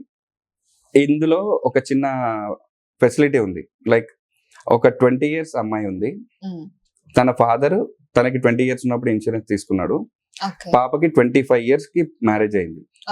సో ఈ 4 years ఎక్స్పీరియన్స్ తనకి డెలివరీ అయినప్పుడు ఉపయోగపడుతుంది. కొన్ని కంపెనీస్ 4 years తర్వాత ఇస్తాయి, కొన్ని కంపెనీస్ 1 year తర్వాత ఇస్తాయి, కొన్ని కంపెనీస్ 2 years తర్వాత ఇస్తాయి. సో ఇట్లాంటి సిచ్యువేషన్స్ లో సినారియోలో ఏమవుతుందంటే, ఈయనకు ఆల్రెడీ 2 years బిఫోరే ఇన్సూరెన్స్ తీసుకున్నారు, 2 years తర్వాత మ్యారేజ్ అయింది, 3rd year లో డెలివరీ అయింది అనుకోండి, డెలివరీ ఎక్స్పెన్సెస్ ఇస్తారు. సో ఆఫ్టర్ మ్యారేజ్ ఇన్సూరెన్స్ తీసుకున్నారు అనుకోండి, ఆఫ్టర్ మ్యారేజ్ తీసుకున్నా కూడా 1 year ఆగాల్సిందే. సో బిఫోర్ తీసుకున్నా మెటర్నిటీ కవర్ అనేది వస్తుంది, ఖచ్చితంగా వస్తుంది. దాంట్లో ఆప్షన్ ఉండాలి, అది ఒక్కసారి చెక్ చేసుకొని తీసుకోవాలి ఖచ్చితంగా. లైక్ చాలా మంది అనుకుంటారు, ఇప్పుడు నేను హెల్దీగానే ఉన్నాను కదా, ఇప్పుడు అవసరమా ఇన్సూరెన్స్, మనం తీసుకోవడం అవసరమా అని అనుకుంటూ ఉంటారు. సో దాన్ని ఎలా చెప్తారు మీరు? దీనికి చాలా కేస్ స్టడీసెస్ ఉన్నాయి మేడం నా దగ్గర. నా ఫ్రెండే ఒక అతను, నేను ఇట్లనే ఇన్సూరెన్స్ లో ఎప్పుడైతే జాయిన్ అయినో ఆయనకి ఎప్పటి నుంచో చెప్తున్నా, ఇన్సూరెన్స్ తీసుకో, నేను ఇన్సూరెన్స్ లో జాయిన్ అయినా, ఇన్సూరెన్స్ తీసుకో అంటే, ఇన్సూరెన్స్ అంతా ఏజెంట్లు ఇట్లానే ఉంటారు, ఎంబడబడుతుంటారు, వాళ్ళు మైండ్ లో ఫిక్స్ అయిపోతారు. వాళ్ళు ఒక ఇన్సూరెన్స్ ఏజెంట్ అంటే ఒక చిన్న పాయింట్ ఇక్కడ, మీ బిఫోర్ యువర్ క్వశ్చన్, ఒక ఇన్సూరెన్స్ ఏజెంట్ ఎట్లా చూస్తారంటే ఏదో అప్పులోని చూసినట్టు చూస్తారు. ఒక ఇన్సూరెన్స్ ఏజెంట్ వస్తున్నాడు, అమ్మా ఇడు వచ్చిండ్రా బాబు, ఇన్సూరెన్స్ గురించే మాట్లాడతాడు, ఇంకోటి మాట్లాడు, దాని ఇంపార్టెన్స్ ఎంత అని తెలిసినప్పుడు అది వస్తుంది. సో నా ఫ్రెండ్కి ఏమైందంటే, నేను బాగానే ఉన్నా కదా, ఇన్సూరెన్స్ బాగా నాకేం అవసరం లేదు కదా, ఏం అవసరం లేదు అన్నాడు. ఆయన్నే నాకు రోజు ఫోన్ చేసి, అరే మావానికి కొంచెం సీరియస్గా ఉందిరా, ఏదో కిడ్నీలో పెద్ద స్టోన్ వచ్చిందంట, ఆయనకి ఇన్సూరెన్స్ కావాలి, ఇప్పుడు ఏవచ్చా అని అడుగుతుంది. ఏమైనా ఇన్సూరెన్స్ పాతది ఉందారా అని అడిగిన. యాక్చువల్లీ నేను అడిగింది ఈయన తీసుకోలేదు అప్పటికి కూడా. ఈయన ఏం చేసిందంటే, పక్క ఆయనకి ప్రాబ్లం వచ్చిందని నాకు కాల్ చేసింది, ఇప్పుడు తీసుకోవచ్చా ఇన్సూరెన్స్ అని. రాదు, హాస్పిటల్ జాయిన్ చేయకముందే ఇప్పుడు ప్రాబ్లం వచ్చింది, ఇప్పుడు ఇన్సూరెన్స్ తీసుకొని పంపించచ్చు అంటాడు. సిమ్టమ్స్ ఉన్నాయి, పెయిన్ వస్తుందంట, ఇప్పుడు ఇన్సూరెన్స్ ఆపరేషన్ చేయాలన్నా 3 లక్షలు ఖర్చు అవుతుందంటే ఇప్పుడు చేయొచ్చా? చేయరాదు. ఇయ్యను అని చెప్పిన, ఇన్సూరెన్స్ రాదు, నేను ఇచ్చినాగా, నేను ఇవ్వడం కాదు, ఇన్సూరెన్స్ కంపెనీ ఒప్పుకోదు. సో అట్లా మనం ప్రాబ్లం వచ్చినప్పుడు మనకి ఇన్సూరెన్స్ కావాలి కాదు, ప్రాబ్లం రాకముందే. లైక్ సీట్ బెల్ట్ ఉంటుంది, బండి ఎక్కగా సీట్ బెల్ట్ పెట్టుకుంటాం, కార్లో మీకు ఏమంటారు, ఎయిర్ బ్యాగ్స్ ఉంటాయి. అంటే అది యాక్సిడెంట్ అయినప్పుడే ఎయిర్ బ్యాగ్స్ పెట్టుకుంటామా, లేకుంటే బిఫోర్ ఎయిర్ బ్యాగ్స్ పెట్టుకుంటామా? ఫస్ట్ కొంచెం ప్లాన్ చేసుకొని, అంటే మన కార్ కొనేటప్పుడే దాంట్లో ఫీచర్స్ ఏంటి, ఎయిర్ బ్యాగ్ ఉందా లేదా, సీట్ బెల్ట్ కరెక్ట్ ఉందా లేదా, అన్ని ఫీచర్స్ అన్ని, అంటే ఇప్పుడు నేను యాక్సిడెంట్ అయినప్పుడు కార్ క్రష్ అయిపోతుందా లేదా, ఇవన్నీ బిఫోరే చూసుకుంటాం, కానీ యాక్సిడెంట్ అయినప్పుడే చూస్తాం ఇవన్నీ, లేదు కదా, ముందే బిఫోర్ చూసుకుంటాం. అంటే ఎయిర్ బ్యాగ్స్ కి మనం సపరేట్ గా పే చేస్తున్నాం డబ్బులు. ప్రతి ఎలిమెంట్ కి మీరు కార్ ఉన్నప్పుడు ప్రతి ఎలిమెంట్ కి మీరు పే చేస్తారు, అంటే అన్ని వాడుకోరు కదా మనం. అట్లనే హెల్త్ ఇన్సూరెన్స్ కూడా మనం వాడుకోవడానికి హెల్త్ ఇన్సూరెన్స్ కాదు, మనకు అవసరం వచ్చినప్పుడు హెల్త్ ఇన్సూరెన్స్ కావడం అది ఇంపార్టెంట్ అనమాట. సో మనకు అవసరం వచ్చినప్పుడు హెల్త్ ఇన్సూరెన్స్ యాక్సెప్ట్ చేయదు. అంటే నాకు జ్వరం వచ్చింది, నాకు యాక్సిడెంట్ అయింది, నాకు ఇప్పుడు ఇన్సూరెన్స్ అంటే ఇయ్యరు. బిఫోర్ మనం మేడం ఇన్సూరెన్స్ ఏజెంట్స్ ఎవరు ఇవ్వరు, ఎవ్వరు ఇట్లాంటి సిచ్యువేషన్స్ లో ఇవ్వరు. బిఫోర్ మేము ఎందుకు అడుగుతున్నాము, మీరు హెల్తీగా ఉన్నారు సార్, ఇప్పుడే తీసుకోండి, ప్రీమియం తక్కువ అవుతుంది, మీ ఏజ్ చిన్నది, ఇప్పుడే తీసుకోండి, ప్రీమియం తక్కువ అవుతుంది, ఫ్యూచర్ లో మీకు ఎట్లుంటాయో తెలియదు. ఎందుకంటే మనము కొన్ని ఎలిమెంట్స్ ఉంటాయి, లైక్ ఒక 2 years తర్వాత కవర్ అయ్యే ఎలిమెంట్స్ ఉంటాయి. లైక్ కిడ్నీలో స్టోన్ వచ్చింది అనుకోండి, 2 years వరకు ఇవ్వము. గ్యాల్ బ్లాడర్ లో స్టోన్ వచ్చింది అనుకోండి, 2 years వరకు ఇవ్వము. అలాగే నీ రీప్లేస్మెంట్ చేయాలి, 4 years వరకు ఇవ్వము. డెంటల్ ప్రాబ్లం వచ్చింది, ఐ ప్రాబ్లం వచ్చింది, ఈఎన్టీ ప్రాబ్లం వచ్చింది, ఇవన్నిటికి 2 years వరకు ఎలిమెంట్స్ ఇవ్వరు. వెరికోవెన్స్ ఉంటాయి కొంతమందికి. ఈ వేటికి కూడా ఏ ఇన్సూరెన్స్ కంపెనీ, అంటే పర్సనల్ ఇన్సూరెన్స్ కంపెనీస్, అంటే కార్పొరేట్ ఇన్సూరెన్స్ కాకుండా పర్సనల్ ఇన్సూరెన్స్ కంపెనీస్, ఏ కంపెనీస్ కూడా ఈ 2 years వరకు ఇవ్వవు. ఎందుకంటే ఇవి మెడిసిన్స్ తీసుకొని కొన్ని రోజులు ప్రొలాంగ్ చేసే ట్రీట్మెంట్స్ అనమాట. దీంట్లో ఇమీడియట్లీ నేను ఇప్పుడు నాకు వెరికోవెన్స్ వచ్చింది, నేను ఇన్సూరెన్స్ అంటే రాదు, దీన్ని 2 years వెయిట్ చేయాల్సింది. ఇప్పుడు ప్రాబ్లం ఉన్నా 2 years వెయిట్ చేయాల్సింది. అదేదో ముందే తీసుకుంటే మీకు 3 years కవరేజ్ అయ్యి ఉంటే ఈ రోజు మీకు అది యూజ్ అవుతుంది కదా. సో అది ముందు తీసుకుంటేనే మనకి ఇన్సూరెన్స్ పనికి వస్తుంది. తర్వాత నాకు ప్రాబ్లం వచ్చింది ఏమంటే మాత్రం ఇన్సూరెన్స్ పనిచేయదు, వాళ్ళు డిక్లైన్ చేస్తారు. అండ్ ఒక ఇంపార్టెంట్ పాయింట్ ఏంటంటే, ఒక అతను నాకు ఇప్పుడు యాక్సిడెంట్ అయింది, ఇన్సూరెన్స్ రాకపోయినా సరే ఇప్పుడు ఇన్సూరెన్స్ ఇయ్యి అంటాడు. ఇప్పుడు చెయ్యి, ఒక 2-3 నెలల తర్వాత 2 ఏళ్ల తర్వాత పనిచేస్తుంది కదా అంటే ఒక క్లాజ్ ఉంటుంది. యాక్సిడెంట్ అయిన వ్యక్తికి లేదా హాస్పిటల్లో ట్రీట్మెంట్ తీసుకున్న వ్యక్తికి 3 నెలల వరకు ఏ ఇన్సూరెన్స్ కంపెనీ ఇవ్వదు. ఓకే. సో తను డిశ్చార్జ్ అయినాక 3 months వరకు ఇన్సూరెన్స్ కంపెనీస్ యాక్సెప్ట్ చేయవు. అట్లా నా ఫ్రెండ్కి ఒక అతనికి అది జరిగింది. సో ఆయనకి నెక్ దగ్గర ప్రాబ్లం వచ్చింది, ఆయన హాస్పిటలైజ్డ్ అయ్యిండు. అన్న నాకు ఇప్పుడు ఇన్సూరెన్స్ కానీ ఆపరేషన్ ఏం చేయించుకొని 2 years తర్వాత చేయించుకుంటున్నాడు. అప్లై చేసినాం, ఆయన ఫోర్స్ మీద అప్లై చేసినాం. ముందే చెప్పిన కాదు ఇది డిక్లైన్ అయితే అని చెప్పిన, యాజ్ ఇట్ ఈస్ నేను చెప్పిందే జరిగింది. వాళ్ళు ఏమన్నారంటే వాళ్ళు రాసిచ్చింది ఏంటంటే మీ ప్రాబ్లం జరిగి 30 days అయింది, ఇంకో 60 days వెయిట్ చేయండి, తర్వాత చూద్దాం, అప్పుడు మీ సిచ్యువేషన్ బాగుంటే అప్పుడు చూద్దాం. ఓకే. సో ఇది ఉంటుంది మ్యామ్. పేషెంట్ జాయిన్ అవుతాడు హాస్పిటల్లో, బట్ ఇన్సూరెన్స్ ఏంటి అంటే డిశ్చార్జ్ అయ్యాక క్లెయిమ్ చేసుకోవచ్చు అని అంటారు. బట్ అప్పుడు క్లెయిమ్ అవ్వదు, లైక్ వాళ్ళ జేబుడు నుండి డబ్బులు పెట్టుకోవాల్సి వస్తుంది. సో అది ఎలా క్లెయిమ్ అవుద్ది, ఏ టైంకి? జనరల్ గా ఇందులో 2 scenarios ఉంటాయి మ్యామ్. ఒకటి నాన్ నెట్వర్క్ హాస్పిటల్స్ అంటారు. ఓకే. లైక్ ఇప్పుడు నాకు ఉన్న కంపెనీలో, నేను తీసుకున్న కంపెనీలో కొన్ని ఏరియాలో నెట్వర్క్ హాస్పిటల్స్ ఉంటాయి అనమాట. ఓకే. సో ఆ నెట్వర్క్ హాస్పిటల్స్ అనేది ఎవ్రీ ఇయర్ బై ఇయర్ వాళ్ళ పర్ఫార్మెన్స్ ని బట్టి చేంజ్ అవుతూ ఉంటాయి. ఓకే. కొన్ని ఏంటంటారు అంటే నాన్ నెట్వర్క్ హాస్పిటల్స్ ఏంటంటారు అంటే ఈ హాస్పిటల్ ఇన్సూరెన్స్ కంపెనీకి లింక్ అయి ఉండదు. ఓకే. అంటే ఫస్ట్ కొత్త హాస్పిటల్ అయి ఉండొచ్చు, Okay. లేకుంటే వాళ్ళకి అది ఇంకా చేయకపోయి ఉండొచ్చు, అంటే లింక్ అయి ఉండదు అనమాట. Non Okay. నెట్వర్క్ హాస్పిటల్ అది. ఓకే. ఆ ఇన్సూరెన్స్ కింద ఇది అండర్ లో లేదు. ఈ హాస్పిటల్లో ఈ ఇన్సూరెన్స్ క్లెయిమ్ అవ్వదు. ఓకే. సో దాంట్లో 2 ఉంటాయి. ఒకటి హాస్పిటల్స్ ని ఇన్సూరెన్స్ కంపెనీస్ అన్ని ఏం చేస్తాయంటే బ్యాన్ చేస్తాయి. Like okay. ఈ కంపెనీ వాళ్ళు కొంత డాక్యుమెంటేషన్ సరిగ్గా ఇవ్వరు, ప్రాపర్ ఇవ్వరు అని చెప్పేసి వాళ్ళని బ్లాక్ లిస్ట్ లో పెడతారు. ఓకే. అట్లాంటి సినారీలో ఇన్సూరెన్స్ రాదు ఆ కంపెనీ నుంచి. ఓకే. అండ్ రెండోది ఏంటంటే అసలు నెట్వర్క్ లోనే ఉండదు హాస్పిటల్, అంటే ఇంకా అప్పటికి వాళ్ళు అటాచ్ చేయరు ఇంకా హాస్పిటల్ ని. సో ఇట్లాంటి సినారీలో ఏమవుతుందంటే మనం ఏం చెప్తాము, కొన్ని ఎక్కడో రిమోట్ ఏరియాలో హాస్పిటల్ ఉంది, బట్ అక్కడ ట్రీట్మెంట్ కావాల్సిన ఇంపార్టెంట్ ఉంది, చాలా ఇంపార్టెంట్. ఎందుకంటే నేను ఇప్పుడు ఎక్కడో మారుమూల ఊర్లో యాక్సిడెంట్ అయింది, కాలు ఎరిగింది, అక్కడ నేను ట్రీట్మెంట్ చేయించుకోకపోతే ఇంకా పెద్ద ప్రమాదం అవుతుంది. అయినప్పుడు నేను అక్కడ నుంచి సిటీకి రావాలంటే 6-7 గంటలు పడుతుంది, అప్పటికి జరగాల్సిన నష్టం జరిగిపోతుంది. కాబట్టి నేను అక్కడే ట్రీట్మెంట్ తీసుకుంటా. ఇట్స్ అన్ ఎమర్జెన్సీ అన్నప్పుడు ఒక వెసులుబాటు ఏముంటుంది అంటే అప్పటి పూర్తికి అక్కడ పేమెంట్ చేస్తాం. లైక్ అక్కడ ఎంత అయిందో 50,000 అయిందో 10,000 అయిందో 20,000 అయిందో అక్కడ పేమెంట్ చేస్తాం. చేసిన తర్వాత ఆ బిల్స్ అన్ని ప్రాపర్ గా తీసుకొచ్చి మాకు ఇన్సూరెన్స్ ఏజెంట్స్ కి ఇస్తే మేము కంపెనీస్ కి క్లెయిమ్ అప్లై చేస్తాం. రియంబర్స్మెంట్ అంటాం దాన్ని. సో ఈ రియంబర్స్మెంట్ లో ఏమవుతుందంటే నాన్ నెట్వర్క్ హాస్పిటల్లో వాళ్ళ హిస్టరీ చూస్తారు, థర్డ్ పార్టీ నుంచి వెరిఫికేషన్ వెళ్తుంది, ఈయన అడ్మిట్ అయిందా లేదా, అసలు ఏం జరిగింది, అదంతా వెరిఫికేషన్ జరిగిన తర్వాత ఇతనికి 30 days నుంచి 45 days లోపల దానికి పేమెంట్ రావడం జరుగుతుంది. అన్ని ప్రాపర్ గా ఉంటే, డాక్యుమెంట్స్ అంతా ప్రాపర్ గా ఉంటే అదొకటి వాళ్ళకి రియంబర్స్మెంట్ జరుగుతుంది. రెండోది కొన్ని సినారియోస్ లో ఏమైతే అంటే రీసెంట్ గా 3 days బ్యాక్ 4 days బ్యాక్ మా ఫ్రెండ్ వాళ్ళ వైఫ్ కి జరిగిన ఇష్యూ ఏంటంటే తనకు చిన్న ప్రాబ్లం ఉండే, వాళ్ళు మెన్షన్ చేయలేకపోయారు దాంట్లో ఇన్సూరెన్స్ తీసుకున్నప్పుడు. బట్ మేము రెక్టిఫై చేస్తాం, బట్ ఇప్పుడు మీరు వెళ్ళిపోండి డిశ్చార్జ్ చేసి, మీరు పేమెంట్ చేసుకోండి, ఇది మేము బ్యాక్ ఎండ్ లో టీమ్ తోటి రెక్టిఫై చేసి మీకు రియంబర్స్మెంట్ ఇస్తామని కొన్ని అది చాలా వరకు జరగదు. ఫస్ట్ డిక్లైన్ అంటే డిక్లైనింగ్, అది అంటే డిక్లైన్ అంటే ప్రాపర్ గా లేకపోవడము, ఇన్ఫర్మేషన్ ప్రాపర్ గా లేకపోవడం అన్నప్పుడు డిక్లైన్ అయిపోతుంది. సో అది ఇవ్వకపోవడం జరుగుతుంది అన్నట్టు. అక్కడ మనం ఏం చేయలేము, ఇంకా పేమెంట్ కట్టుకోవాల్సింది డైరెక్ట్. సో రియంబర్స్మెంట్ అనేది నాన్ నెట్వర్క్ హాస్పిటల్ దగ్గరనే పనిచేస్తుంది. ఓకే. మీరు అన్నారు చాలా మంది కార్పొరేట్ ఇన్సూరెన్సెస్ ఉన్నాయి అని చెప్పి. నా చిన్నప్పుడు అయితే లైక్ ఒక్కటే ఉంటుండే LIC అని చెప్పి. సో ఇప్పుడు చాలా వచ్చినాయి, లైక్ స్టార్ ఇన్సూరెన్స్ అని చెప్పి, ఇంకా కేర్ హెల్త్ ఇన్సూరెన్స్ అని చెప్పి, లైక్ టాటా అని చాలా వచ్చాయి. సో మనం ఇందులో ఏది చూస్ చేసుకుంటే బాగుంటది, లైక్ ఎలాంటి బేసిక్ పాయింట్స్, ఎలాంటి ఇంపార్టెంట్ పాయింట్స్ చూసుకొని చూస్ చేసుకోవాలి మనం? ఓకే, బేసిక్ గా LIC అనేది లైఫ్ ఇన్సూరెన్స్ కంపెనీ. సో దానికి హెల్త్ ఇన్సూరెన్స్ కి సంబంధం లేదు ఫస్ట్ ఆఫ్ ఆల్. సో అది లైఫ్ ఇన్సూరెన్స్ సంబంధించిన కంపెనీ, అది 1956 నుంచి ఉంది. సో దానికి దీనికి సంబంధం లేదు, హెల్త్ ఇన్సూరెన్స్ కి లైఫ్ కి సంబంధం లేదు. సో హెల్త్ ఇన్సూరెన్స్ ఏంటంటే బేసిక్ గా star health insurance, care health insurance, Tata age అన్నారు కదా, ఎనీ కంపెనీ ఒకటే అండర్ లో పనిచేసేది ఏంటంటే ఒక రెగ్యులేటరీ ఉంటుంది, IRDAI. సో దాని అండర్ లోనే గవర్నమెంట్ ఆఫ్ ఇండియా IRDAI ని ఫామ్ చేసి దీని అండర్ లో ఇన్సూరెన్స్ కంపెనీస్ అన్ని నడవాలి. లైక్ వాళ్ళు మానిటర్ చేస్తుంటారు అనమాట. ఈ IRDAI అనే సంస్థ ఈ ఇన్సూరెన్స్ కంపెనీస్ అన్ని మానిటర్ చేస్తుంటారు. లైక్ వీళ్ళు ఫ్రాడ్ చేస్తున్నారా, లేకుంటే ఎక్కువ తక్కువ బిల్స్ క్లెయిమ్స్ ఎక్కువ ఇవ్వడం లేదా అనేది అన్ని ప్రాపర్ గా మానిటర్ చేస్తుంటారు అనమాట. సో ఏ కంపెనీ చెడ్డది కాదు, ఏ కంపెనీ చెడ్డది కాదు. చూస్ చేసుకుంటాం అడిగారు కదా మీరు, ఏ కంపెనీ చూస్ చేసుకోవాలని.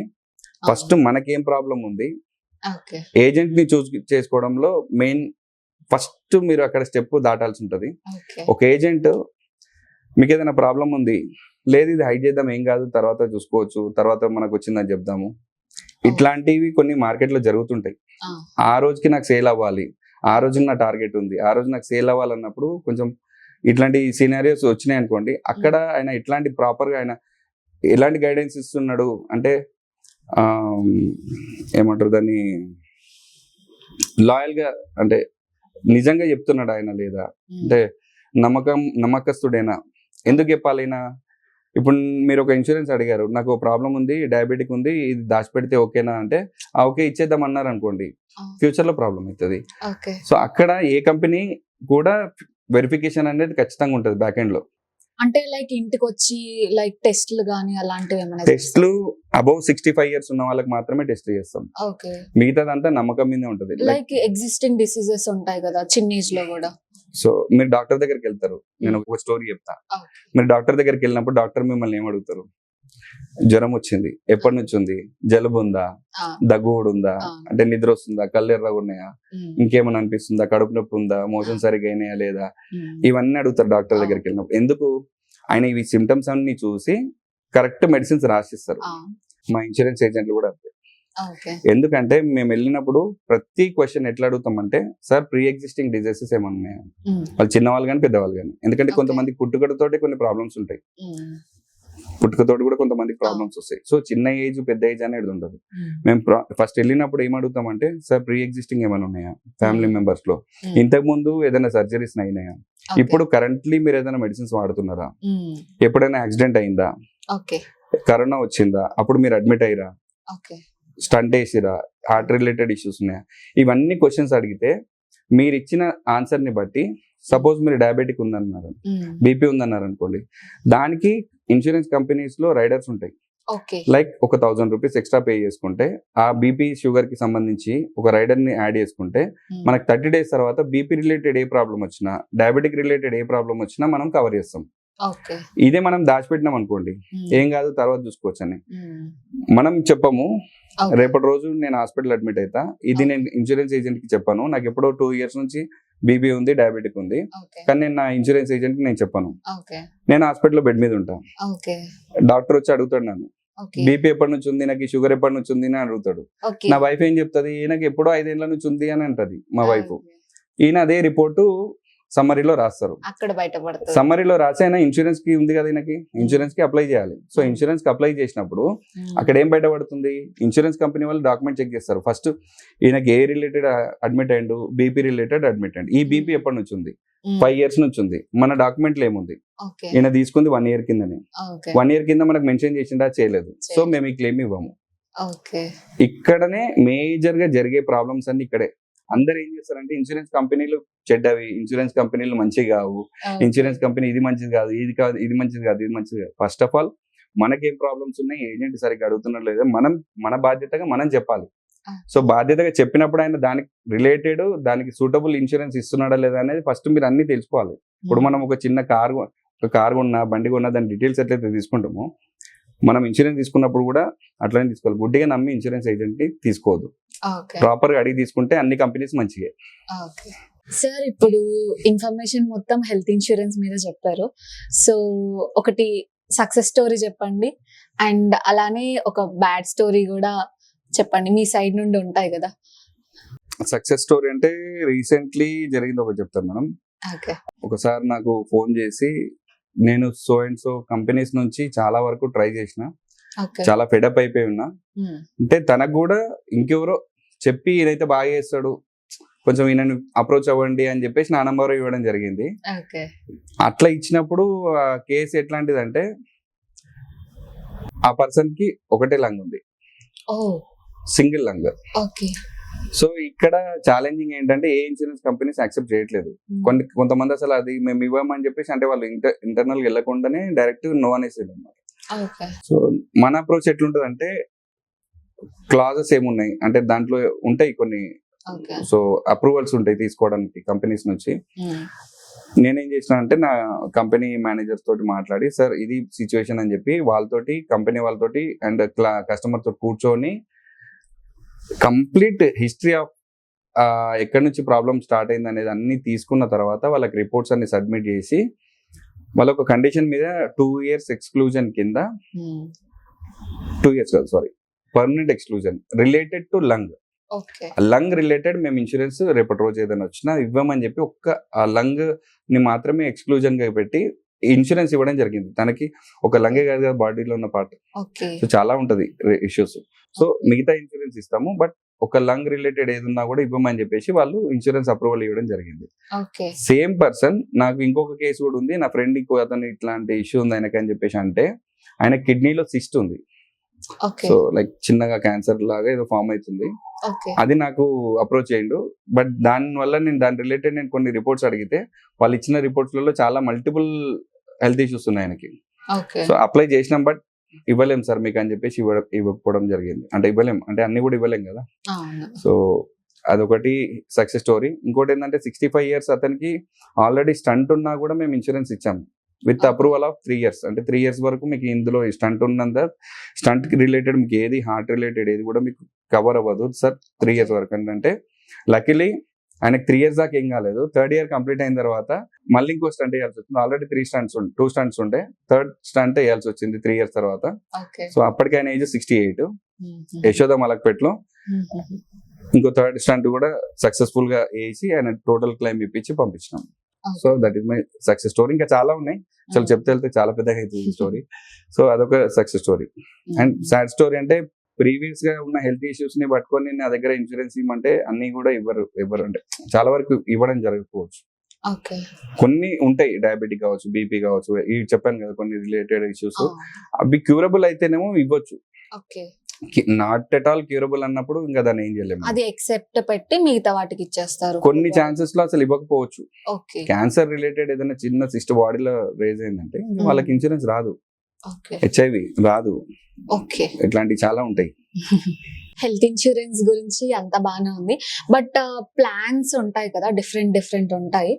సో లైక్ నా విషయమే తీసుకోండి, లైక్ నాకు సపోజ్ నాకు ప్రీ ఎగ్జిస్టింగ్ డిసీజ్ ఉంది అనుకోండి, సో నేను ఫ్యామిలీతో తీసుకుంటే బాగుంటుందా లేదు అంటే నేను ఇండివిజువల్ గా తీసుకుంటే బాగుంటుందా? జనరల్ గా మేము ఏం చేస్తామంటే ఫ్యామిలీ ఫ్లోటర్ కి చెప్తాం మనం, ఎందుకంటే ఇప్పుడు ఇండివిజువల్ గా మీరు ఒకరు తీసుకున్నారు అనుకోండి మీకు 10,000 కాస్ట్ అవుతుండొచ్చు. మీకు లైక్ ఐదర్ నాకు ప్రీ ఎగ్జిస్టింగ్ డిసీజ్ చెప్తాను అది కూడా చెప్తాను. ఇప్పుడు మీరు ఒకరు తీసుకుంటే మీకు 10,000 ఖర్చు అవుతుంది. అదే మీ ఫ్యామిలీలో 4 members ఉన్నారు, మీరు మీ బ్రదర్ మదర్ ఫాదర్ నలుగురు ఉన్నారు అనుకోండి, నలుగురికి తీసుకుంటే ఏం చేస్తామంటే ఫ్యామిలీ డిస్కౌంట్ అని ఒకటి వస్తుంది. సో నలుగురికి 40,000 కావాలి కదా, యాక్చువల్ గా 35,000లో అయిపోతుంది. ఇంకో 5,000 రూపాయలు మీకు సేవ్ అవుతుంది డిస్కౌంట్ కింద. అండ్ ఇక్కడ మీరు ప్రీ ఎగ్జిస్టింగ్ అన్నారు, ప్రీ ఎగ్జిస్టింగ్ లో ఓన్లీ మీకు మాత్రమే ఏదైతే ప్రీ ఎగ్జిస్టింగ్ ఉందో దానికి సరిపడా రైడర్ ని మాత్రమే మేము యాడ్ చేస్తాం. మీకు ఒక్కరికి అడిషనల్ ప్రీమియం అనేది కలెక్ట్ చేయడం జరుగుతుంది. సో మీ ఫ్యామిలీ మెంబర్స్ ముగ్గురికి ఏం ఇష్యూస్ లేవు కాబట్టి వాళ్ళకి నార్మల్ ప్రీమియం ఉంటుంది, మీ ఒక్కరికి మాత్రమే ఆ అడిషనల్ ప్రీమియం అనేది కౌంట్ చేయడం జరుగుతుంది. అండ్ మరీ పెద్ద ప్రాబ్లం ఉంది, ఏజ్ పెద్దది అనుకోండి, ఫ్యామిలీలో ఒక పెద్ద ఆయన ఉన్నాడు, తాతను ఎవరో ఉన్నారు, ఆయన ప్రీమియం ని మీ ప్రీమియం లో కలపాలంటే ఆయనకి ఎక్కువ హెల్త్ ఇష్యూస్ వస్తాయి. రేపటి రోజు మీకు ఫ్యామిలీ ఫ్లోటర్ లో ఒక 20 lakhs ఇచ్చినాం అనుకోండి, ఆయనకు ఒక్కరికి 20 lakhs అయిపోతే మీది మళ్ళీ ఖాళీ అయిపోతుంది. సో ఇట్లాంటి ప్లేసెస్ లో ఏమైతే ఫ్యామిలీ ఫ్లోటర్ ని మేము ఎక్కువ సజెస్ట్ చేస్తాం. బట్ ఇప్పుడున్న హెల్త్ ఇన్సూరెన్స్ లో ప్యాకేజెస్ డిఫరెంట్ గా వచ్చినాయి. లైక్ డయాబెటిక్, బీపీ, ఇవన్నీ మనం ఎగ్జిస్టింగ్ ఆస్తమా కావచ్చు, కార్డియో రిలేటెడ్ ఇష్యూస్ కావచ్చు, ఏ ఇష్యూస్ ఉన్నా కూడా ఏ రెండు ఉన్నా కూడా మేము కవర్ చేయడం జరుగుతుంది ఆఫ్టర్ 30 days. దానికి ఒక రైడర్ యాడ్ చేస్తాం. సో అదొక రైడర్. అండ్ స్టంట్ రిలేటెడ్ ఉంటే వాళ్ళకి సపరేట్ గా ఇస్తాం, అది ఎందుకంటే సపరేట్ సినారియో వాళ్ళకి టెస్ట్లు అవన్నీ ఉంటాయి కాబట్టి అదొకటి మేము సపరేట్ గా తీసుకోమని చెప్తాము. కొన్ని ఎక్స్క్లూజన్స్ కూడా రావచ్చు కాబట్టి. బట్ నార్మల్ గా ఈ డయాబెటిక్, బీపీ ఉంటే మనమేమో ఒకటి దాంట్లో యాడ్ చేయమని చెప్తాం. అడ్వాంటేజ్ ఏంటి అందరికి తీసుకోవడం వల్ల, సో నలుగురికి at a time mostly problem రాకపోవచ్చు. సో ఒక 20 lakhs ఇన్ కేస్ ఛాన్సెస్ ఉంటే ఒక 20 లక్షలు. దీంట్లో మళ్ళీ 2 types, ఇండివిజువల్ 10 lakhs తీసుకోవచ్చు, అందరికి కలిపి 10 lakhs తీసుకోవచ్చు. అది మనం తీసుకునేటప్పుడే మేము సజెస్ట్ చేస్తాం, సార్ ఇది ఇంత అవుతుంది ప్రీమియం, మీకు ఇండివిజువల్ 10 lakhs అయితేనేమో మీకు ప్రీమియం ఇంత అవుతుంది, అందరికి కలుపుకొని 10 lakhs అయితేనేమో మీకు ప్రీమియం ఇంత అవుతుంది, మేము ముందే సజెస్ట్ చేస్తాం. కొంత ప్రీమియం డిఫరెన్స్ వస్తుంది. ఇక్కడ కంబైన్డ్ గా తీసుకుంటే ఏమైందంటే ఒక్కరికి ఏ ఒక్కరికైనా ఒక పెద్ద ప్రాబ్లం వచ్చింది అనుకోండి, లైక్ నా దగ్గర 10 lakhs ఇన్సూరెన్స్ ఉంది, నేను 10 lakhs తీసుకున్నాను నా బడ్జెట్ ప్రకారం. ఇప్పుడు వచ్చిన కొన్ని ఫీచర్స్ ఒక 10 lakhs కాదు, నాకు ఒక మేజర్ యాక్సిడెంట్ అయ్యి నా బిల్లు 1 కోటి రూపాయలు అయింది అనుకోండి, ఓకే సో ఆ 1 కోటి రూపాయలు కూడా ఇన్ ఏ లైఫ్ టైం ఒక్కసారి ఇవ్వడం జరుగుతుంది. అది వన్ టైమే. సో అండ్ దెన్ మళ్ళీ ఎవ్రీ ఇయర్ నా 10 lakhs ఉంటుంది, plus every year no claim bonus అనేది యాడ్ అవుతుంది. ఇప్పుడు నో క్లెయిమ్ అనే కాదు, క్లెయిమ్ చేసినా చేయకుండా ఎవ్రీ ఇయర్ 100% యాడ్ అవుతుంది. సో దట్ అట్లా మనకి 50 lakhs వరకు యాడ్ అవుతుంది. టోటల్ నా 10 lakhs policy after 5 years 60 lakhs అవుతుంది. సో నా ఫ్యామిలీ మొత్తానికి 60 లక్షలు వాడుకోవచ్చు. ఒక పర్టికులర్ ఏరియా వరకు కట్టుకుంటూ వెళ్ళాలా, లేదు అంటే లైఫ్ టైం మనం బండి నడిపించిన రోజులు పెట్రోల్ ఎట్లా పోస్తామో మనం బతుకున్న రోజులు ఇన్సూరెన్స్ కట్టాల్సిందే. ఓకే, అంటే కొన్ని కంపెనీలు ఉంటాయి లైక్ 5 years కట్టండి, 6 years కట్టండి, సో లైక్ అది లైఫ్ ఇన్సూరెన్స్ లోనే పనిచేస్తుంది మేడం. అదంతా లైఫ్ ఇన్సూరెన్స్ లో 5 years 10 years 15 years 20 years అనేది లైఫ్ ఇన్సూరెన్స్ లో, దాని తర్వాత లైఫ్ టైం వాళ్ళు కవరేజ్ ఇస్తారు. బట్ హెల్త్ ఇన్సూరెన్స్ లో బతుకున్న రోజులు కడితేనే ఉండాలి, మనం ఎన్ని రోజులు ఉంటే అన్ని రోజులు కట్టాలి. అండ్ దీంట్లో ఎంట్రీ ఏజ్ అనేది 0 to 30 days నుంచి పిల్లల దగ్గర నుంచి 65 కాదు, ఇప్పుడు 99 years వరకు వాళ్ళకి కూడా ఇస్తున్నాం ఇన్సూరెన్స్ మనం. సో 100 years వరకు వాళ్ళకి కూడా మనం ఇన్సూరెన్స్ పే చేస్తాం. అండ్ చిన్న పిల్లలకి 90 days కాదు, వాళ్ళు పుట్టక ముందు కూడా వాళ్ళకి మదర్ కి ఒకవేళ ఇన్సూరెన్స్ ఉందంటే వాళ్ళు పుట్టిన తర్వాత వెంబడి వాళ్ళకి కూడా ఇన్సూరెన్స్ కవరేజ్ అనేది వస్తుంది ఖచ్చితంగా. సో ఇంకోటి మనం ఇన్సూరెన్స్ లో ఫ్యామిలీ ఫ్లోటర్ అన్నాం కదా, సో 30 days తర్వాత మనకు కవరేజ్ అన్నాం కదా, దీంట్లో ఇంకొక ఫీచర్స్ ఏముంటాయంటే ప్రీ హాస్పిటలైజేషన్ పోస్ట్ హాస్పిటలైజేషన్ అనేది 2 ఉంటాయి అనమాట. సో నాకు ఒక కడుపు నొప్పి లేచింది, ఎక్కడెక్కడనో తిరుగుతున్నా, స్కానింగ్లు అన్నారు, డాక్టర్లు అదన్నారు ఇదన్నారు, చాలా వరకు ట్రై చేస్తున్నారు, బట్ ఎక్కడ ఫైండ్ అవుట్ కాలేదు. సమ్వేర్ ఒక మంచి డాక్టర్ దగ్గరికి వెళ్ళినా ఆయన సో అండ్ సో ప్రాబ్లం ఉంది బాబు, ఇది ప్రాబ్లం ఉంది, దీనికి సర్జరీ చేస్తే నీకు క్లియర్ అయిపోతుంది అన్నారు అనుకోండి. సో నేను హాస్పిటల్లో సర్జరీ చేయించుకున్న తర్వాత డిశ్చార్జ్ అయిన తర్వాత ఈ ప్రీ హాస్పిటలైజేషన్ లో 60 days ముందు అంటే 60 రోజుల నుంచి నాకు ఈ ప్రాబ్లమ్ తోటి సఫర్ అవుతున్నాను కదా, దీనికి సంబంధించిన బిల్స్, మెడికల్ బిల్స్ కావచ్చు, స్కానింగ్ బిల్స్ కావచ్చు, డయాగ్నోస్ బిల్ కావచ్చు, డాక్టర్ బిల్స్ కావచ్చు, ఏదైనా 60 రోజుల ముందు 60 రోజుల లోపు ఉంటే ఈ బిల్స్ అన్ని ఇన్సూరెన్స్ కంపెనీ పే చేస్తుంది. అండ్ పోస్ట్ హాస్పిటలైజేషన్ అంటే హాస్పిటల్ నుంచి డిశ్చార్జ్ అయిన తర్వాత నాకు డాక్టర్స్ మెడిసిన్స్ రాస్తారు, మళ్ళీ స్కానింగ్స్ అంటారు, ఎందుకంటే రివ్యూ చూసుకోవాలి కాబట్టి, ఎట్లుంది పొజిషన్ అనేది చూడాలి కాబట్టి మళ్ళీ స్కానింగ్ అంటారు, మళ్ళీ తర్వాత డాక్టర్ కన్సల్టెన్సీ ఫీజు ఉంటుంది. సో ఇవన్నీ ఉంటాయి కదా, ఇది ఒక 3 నెలల ప్రాసెస్. సో ఈ 90 days వరకు ఎంతైతే బిల్స్ అవుతాయో మళ్ళీ రియంబర్స్మెంట్ ద్వారా ఇది మళ్ళీ మేము పే చేస్తాం. So before 60 days after 90 days అంటే ఆఫ్టర్ 90 days వరకు మనం పే చేస్తాం అనమాట. అండ్ కొన్ని కేసెస్ లో ఏమైందంటే మేడం కొన్ని డిస్టర్బెన్స్ వస్తాయి, అంటే లైక్ ఇన్సూరెన్స్ లో కరెక్ట్ ఇన్ఫర్మేషన్ ఇవ్వకపోవడము.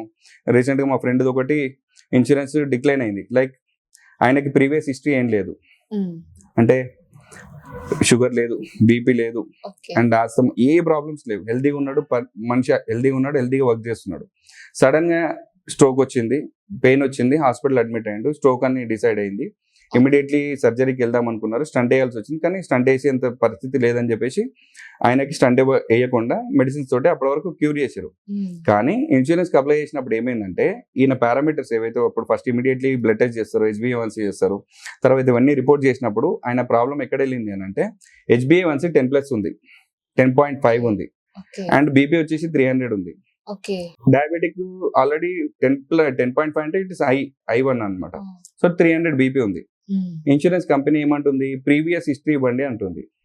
హిస్టరీ బేస్ చేసుకొని ఇంకా మీకు ఇంతకుముందు ఏం కన్సల్ట్ అయ్యారు, ఇంతకుముందు ఎక్కడెక్కడ కన్సల్ట్ అయ్యారు డాక్టర్ దగ్గర అంటే నాకు అసలు ప్రాబ్లమే లేదు ఇప్పటి వరకు. సడన్ గా పెయిన్ వచ్చింది, అడ్మిట్ అయినప్పుడు వాళ్ళు రిపోర్ట్ చేశారు, నేను ఇంతవరకు రిపోర్ట్ చేయించలేదు, ఎప్పుడు నేను చేయించుకోలేదు, అండ్ నాకు ఇప్పుడు ఆ సిమ్టమ్స్ కనిపించలేదు అన్నప్పుడు నేను కంపెనీ దగ్గర నుంచి నేను ఆ రిపోర్ట్ వాళ్ళకి లెటర్ రాసిస్తే వాళ్ళు ఏం చేస్తున్నారు, నన్ను డిక్లైన్ అంటున్నారు.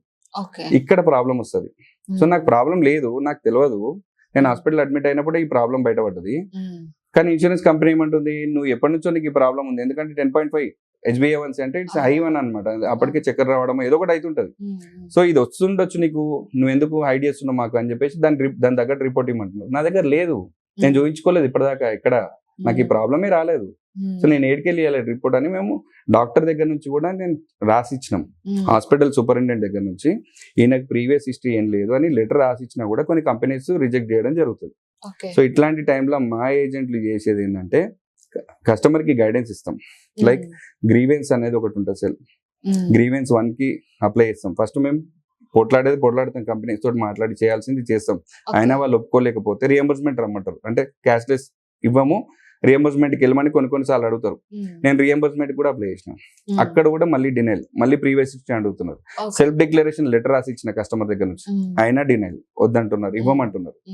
ఇప్పుడు ఏం జరుగుతుంది ఇక్కడ మా పార్ట్ ఏమొస్తుంది అంటే మేము డైరెక్ట్ చేయలేము, బట్ కస్టమర్కి ఏముంటుంది ఒక రైట్ అంటే తను గ్రీవెన్స్కి వెళ్తాడు, grievance cell. So 1, 2 first apply చేస్తారు. అట్లీస్ట్ అక్కడ వాళ్ళ కంపెనీ వాళ్ళకి ఇంటిమేషన్ వెళ్తుంది ఇమీడియట్లీ. ఫస్ట్ గ్రీవెన్స్కి వెళ్ళినప్పుడే ఇంటిమేషన్ వెళ్తుంది, వీళ్ళు ఇవ్వాలా లేదా అనేది వాళ్ళు డిసైడ్ చేస్తారు. అండ్ వాళ్ళు అప్పటికి కూడా మేము ఇవ్వలేమని అన్నప్పుడు 2వ తర్వాత 3వ ఇంకా థర్డ్కి డైరెక్ట్ అంబుడ్స్మెంట్కి వెళ్ళిపోతుంది. అక్కడ నుంచి కస్టమర్ అండ్ ఇన్సూరెన్స్ కంపెనీ 2 ఉంటుంది. బ్యాక్ ఎండ్లో మేము సపోర్ట్ చేస్తాం అనుకోండి, బట్ 100% కంపెనీ కస్టమర్కి పే చేయాల్సింది. బికాస్ ఈజ్ ఇన్నోసెంట్, ఆయనకి ఎటువంటి ఇష్యూస్ లేవనేది సంగతి ఆయనకు తెలియదు, ఈ ప్రాబ్లం ఉందన్న సంగతి ఆయనకు తెలియదు. ఆయన ఇన్నోసెంట్. ఇది బయటకు వచ్చింది, ఎప్పుడు వచ్చింది? నాకు ప్రాబ్లం వచ్చినప్పుడు బయటకు వచ్చింది. ఆయనకు నువ్వు పే చేయంటే అది ఇట్స్ నాట్ గుడ్ థింగ్ కదా. అప్పుడు కోర్ట్ ద్వారా మనకి ఇన్సూరెన్స్ నుంచి క్లెయిమ్ ఇప్పించడం జరుగుతుంది. అది ఎన్ని రోజులు వాళ్ళు డిలే చేస్తారో అన్ని రోజులు ఇంట్రెస్ట్ కూడా వాళ్ళు పే చేయాల్సి వస్తుంది ఒక్కోసారి. సో అట్లాంటి టైంలో మేము హెల్ప్ చేస్తాం కస్టమర్స్ కి. సో ఇది చాలా వరకు చాలా మంది చేయరు, బట్ మా దగ్గర ఎందుకు ఇన్సూరెన్స్ ఎక్కువ మంది ఎందుకు తీసుకుంటారంటే ఈ సజెషన్స్ కానివ్వండి. అండ్ బేసిక్ గా నేను కస్టమర్ కి ఏవి కూడా నిజాలు చెప్పి అమ్ముతాం. నేనే కాదు, చాలా మంది ఏజెంట్లు నిజాలు చెప్పి అమ్ముతాం. ఎందుకంటే ముందు మనం ఏది రాదో చెప్పాలి కస్టమర్ కి. మీరు ఇన్సూరెన్స్ తీసుకోగానే నేను ఇన్సూరెన్స్ తీసుకున్నా, నాకు అన్ని వచ్చేస్తే నేను ఇంకా హ్యాపీ, నేను ఫుల్ అంటే నా దగ్గర అన్ని ఉన్నట్టే అనేది ఫీల్ అవ్వడం తప్పు. సో ఇన్సూరెన్స్ తీసుకోగానే అన్ని రావు, కొన్ని ఉంటాయి. ఇన్సూరెన్స్ తీసుకోగానే Day 1 యాక్సిడెంటల్ మాత్రమే కవర్ అవుతుంది. 30 days తర్వాత ఫీవర్ కానివ్వండి, ఇంకేదైనా హెల్త్ ఇష్యూస్ ఉంటే 30 days తర్వాత కవర్ అవుతుంది. అండ్ 2 years తర్వాత ఎలిమెంట్స్ చెప్పిన కదా, వెరికో వెయిన్స్ కానివ్వండి, గాల్ బ్లాడర్ స్టోన్ కానివ్వండి, కిడ్నీ స్టోన్స్ కానివ్వండి, ఇవన్నీ 2 years తర్వాత కవర్ అవుతాయి. అండ్ ఇన్సూరెన్స్ లో యాక్సిడెంట్ అయ్యి డెంటల్ లో రాదని చెప్పాను నేను మీకు. ఫస్ట్ డెంటల్ రాదు, ఈఎన్టీకి సంబంధించింది రాదు అని చెప్పాను కదా. యాక్సిడెంటల్ గా జరిగి నా పనులు ఇరిగిపోయినాయి, పని చేస్తుంది ఇన్సూరెన్స్. ఈఎన్టీకి సంబంధించి ఏదైనా బ్రేక్ అయింది లోపల, ఇన్సూరెన్స్ పని చేస్తుంది యాక్సిడెంటల్ గా అయితేనే. సో ఇన్సూరెన్స్ అనేది Day 1 నుంచి యాక్సిడెంటల్ గా పనిచేస్తుంది, 30 days తర్వాత ఫీవర్ ఇవన్నిటికి పనిచేస్తుంది. సో అన్నిటికీ నాకు ఇన్సూరెన్స్ తీసుకోగానే నాకు అన్ని వస్తాయి అనడం ఇట్స్ ఏ మిత్. మీరు అన్నారు కదా మిత్. ఇంకొకటి సార్, లైక్ ఈ జనరేషన్ చూసారు కదా, లైక్ అందరూ ఫుల్ స్మోకింగ్ అది ఉంటుంది. సో వాళ్ళ పార్ట్ లో ఎలా రోల్ ప్లే చేస్తుంది ఇన్సూరెన్స్?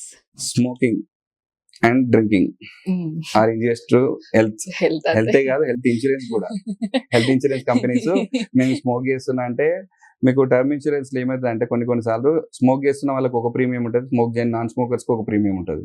అంటే నాన్ స్మోకర్ నేను స్మోక్ చేయను. అవును, అంటే మీకు ఇక్కడ డిఫరెన్స్ చెప్తున్నా, అంటే ఎట్లా మనకి ఇది డిఫరెన్స్ అవుతుంది అనేది ఒక చిన్న ఎగ్జాంపుల్ చెప్తున్నా. టర్మ్ ఇన్సూరెన్స్ నేను తీసుకోవాలి, నేను స్మోక్ చేయను, నాకు 10,000 ప్రీమియం అయింది, నాకు 25 years ఏజ్, నాకు 10,000 రూపాయల ప్రీమియం ఉంది. అదే నా ఫ్రెండ్ 25 years ఏజ్, వాడు స్మోక్ చేస్తాడు, వానికి 50,000 రూపాయలు అవుతుంది ప్రీమియం. అట్లీస్ట్ అందులో కన్సిడర్ చేస్తారు, ఇక్కడ నేను కన్సిడర్ చేయరు ఇన్సూరెన్స్ లో, హెల్త్ ఇన్సూరెన్స్ లో. స్మోక్